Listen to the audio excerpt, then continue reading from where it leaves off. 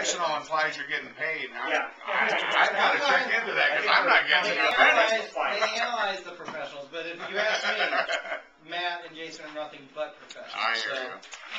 These guys know what they're talking about to me as well as anybody else, and I bet on it. So, not that I'm gonna.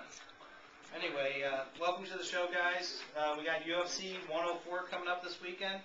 Anybody know where this one's taking place?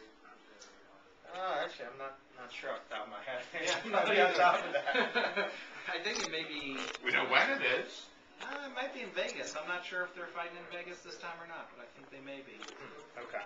But Matt, why don't you go ahead and start us and tell us what we should be expecting this Saturday? Well, this is, I think the most important thing on this one is that this is Lyoto Machida's first title defense after winning the 205-pound belt. This will be a good match. He's going against an aggressive fighter, which actually probably means that the fight is tailor-made for him. But I still think this is going to be a good match. This is the guy that everyone wants to see right now. He's kind of shucked that image of being a boring defensive fighter with several KOs in his last few fights. So I think this is really one people are going to want to see. Shogun's going to aggressively run into Machida's punch. Well, I think he, at least with interviews, he believes that being extremely aggressive is still going to be his key. I don't think the guy can fight defensively anyway, so he's more of the mind of like, why should I even start at this point? Stick with what has worked with him up to this point. So we shall see. Okay, what's the spread in this fight? It's pretty considerable. It's at least surveying all the odds pages.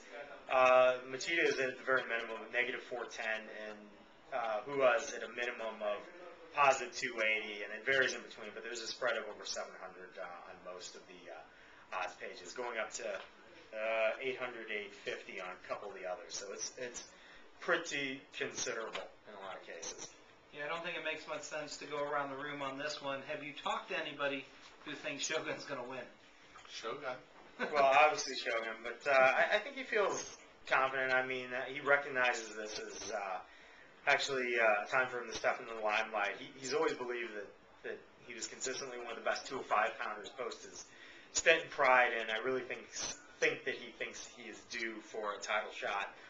Whether or not he's going to be able to deliver on this one, the odds are pretty low. It is amazing how quickly people start to doubt you. He's 18-4. Yeah, no, he has a tremendous record. It's just against Machida, who's arguably the greatest defensive fighter around, and maybe pound for pound one of the top 2 or 3 best fighters in all of MMA. Well, yeah. And that's kind of, I mean, I know what we're saying about, being aggressive may be tailor-made for him, but I've almost got to think, I certainly don't want to wait for him to get set and pick what he wants to do against me. I'm going to try and, I think that's your only chance is to be aggressive and try and keep him from getting set and being on his game. No, I absolutely agree. You either try to disrupt what he does well, because you're sure not going to out-defensively fight Machida, and no one wants to see two ultra-defensive guys fighting. That makes for a terrible matchup, regardless of what you're looking at. I mean, you're going to get a match that's similar to the Talos Ledes Anderson Silva match, and that was a disaster.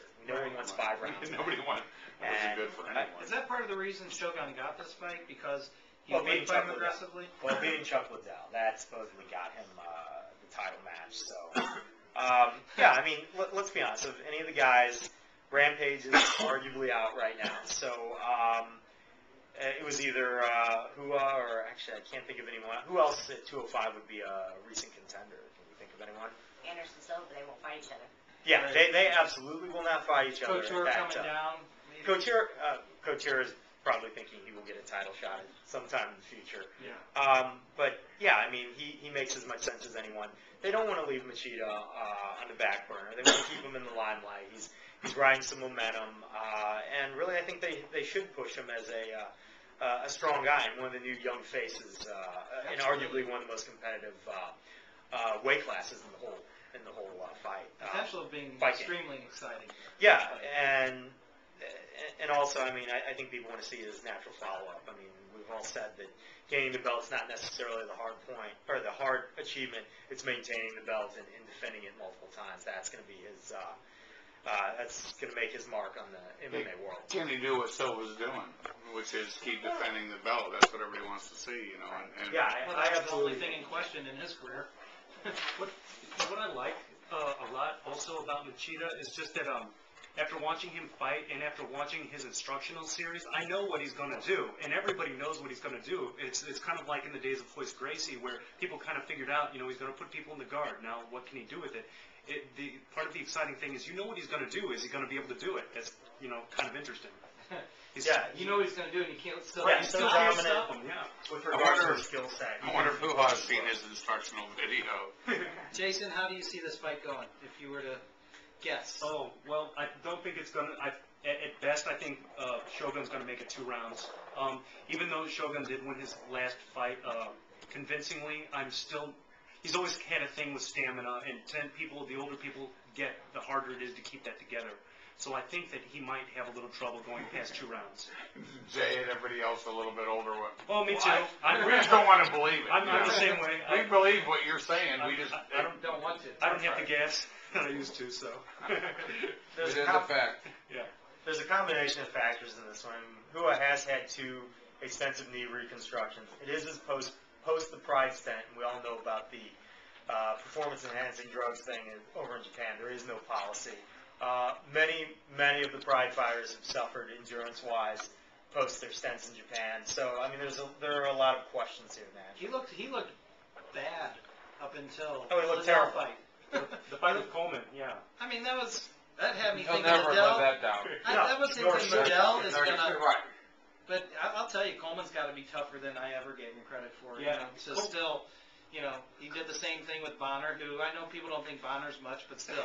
He just fetched much younger competitors. Absolutely. That's a big deal. Yeah, in my mind, Coleman has gone from kind of being like, you think maybe he's washed up at this point. It's gone to the point to where it's like inspirational at this point. It's like, Yeah. wow, great job. Who else is he going to take out on Right, the way? I'm now He's behind the Coleman. spoiler in the UFC. He's become the trial horse. Yeah, like they used to absolutely. call it in boxing. If you can't beat Mark Coleman, you don't get to move up to the main event. But he's only got a couple more of those In him. trial horse fights in him too. Those take their toll. He's They're very tough on a fighter. He's at that point now where if he wins or loses, he still wins in my book. Right. The guy's on borrowed time with regards to the latter half of absolutely. his career. He's like Couture, but Couture still seems like he's got a shot at the title. Couture is still relevant. Yeah. At this point. But he's still, I think everybody who gets in the ring with Couture is looking for that stepping stone. You beat Sure. Couture, you're at the top. Yeah, Next absolutely. stop's the top. So, all right, let's. Do you want to go to the co-main event from there, Matt? Yeah, the Ben Rothwell Cain Velasquez fight.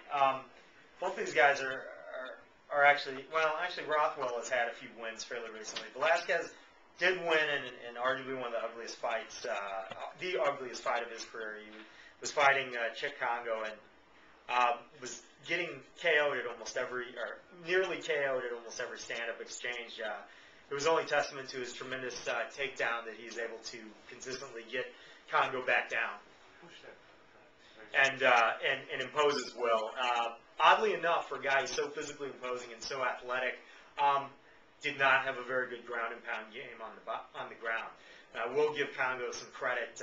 Guy is a K1 level kickboxer, but on the ground, his hitting was, let's be honest, anemic at best. And even though Congo can take a shot, he was on the bottom for the vast majority of a good 12 minutes of that match, and he could not open up Congo nor bloody him up nor anything. So I mean. Rothwell's tough. Yeah, Rothwell I is think tough. Rothwell beats him. I think these odds are not